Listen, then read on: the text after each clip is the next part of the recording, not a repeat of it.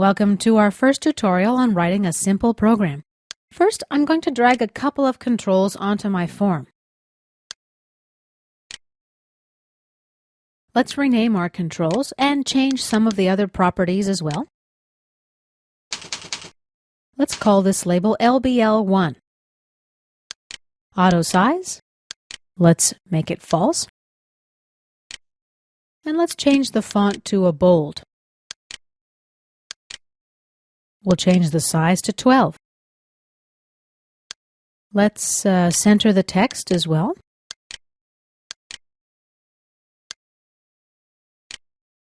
We're going to do the same for this button.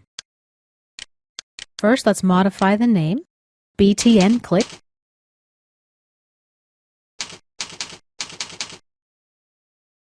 Let's also change the caption or the text property. That's the text that the user will see on the button. We'll call it Click Me, Tab. Now double-click. First, I'll write the name of our control, LBL1. You see, Visual Basic gives me some pop-up help. Now a period. Visual Basic gives me a drop-down list of the common properties and methods for this control. The text property is already highlighted. That's because the text property is the most commonly used property. At this point, I can simply click the Tab key or the up and down arrows. When I click the latter buttons, a yellow pop-up window appears. It provides an explanation of these properties.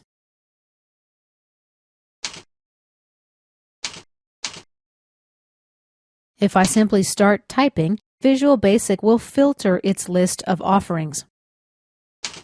It continues to filter out properties to match my progress as I type.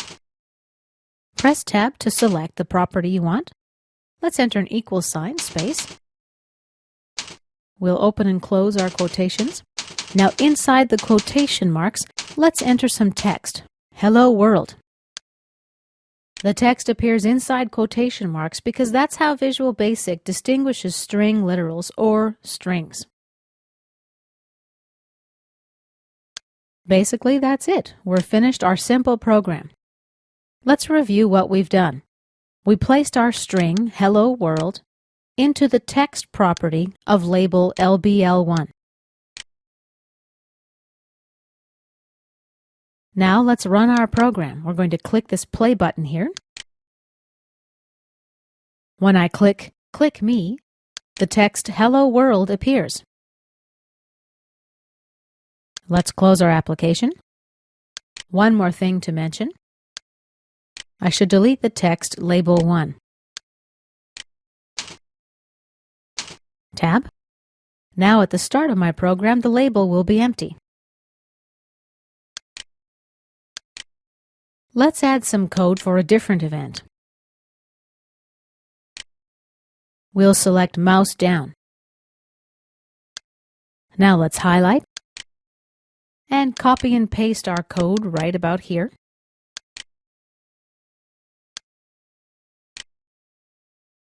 Let's type the name of the new event, mouse down. We'll run our program again.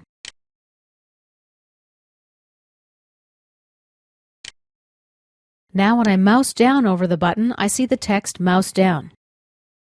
When I release the button, we see the text Hello World. Let's write code for one more event, the mouse up. We'll copy and paste our previous code. Let's change the text to mouse up. By the way, now when we fill up our event handles with some code, we've got 3 different blocks of code.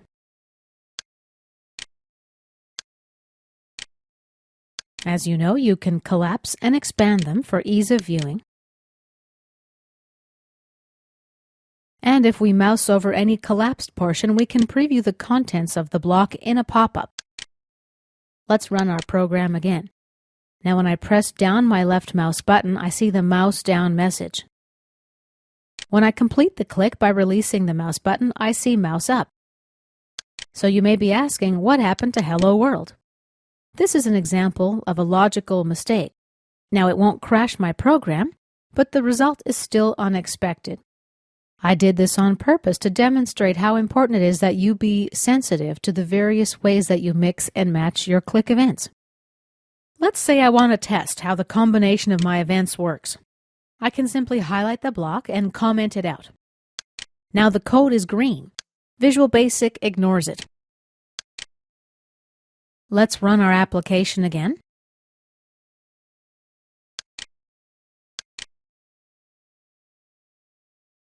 Here's mouse down, and when I release Hello World, we'll close our application back to Design View.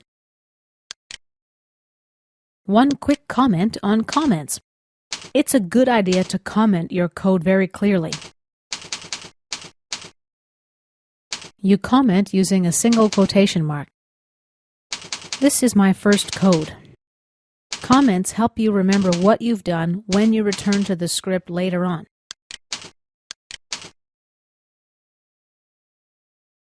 Clear commenting is extremely helpful. If you work as a part of a team, you will most certainly be evaluated upon how well you are able to comment your code, so do keep that in mind and make it a good habit from the beginning of your Visual Basic study. If I want to uncomment my code, simply highlight the lines and select Uncomment the selected lines.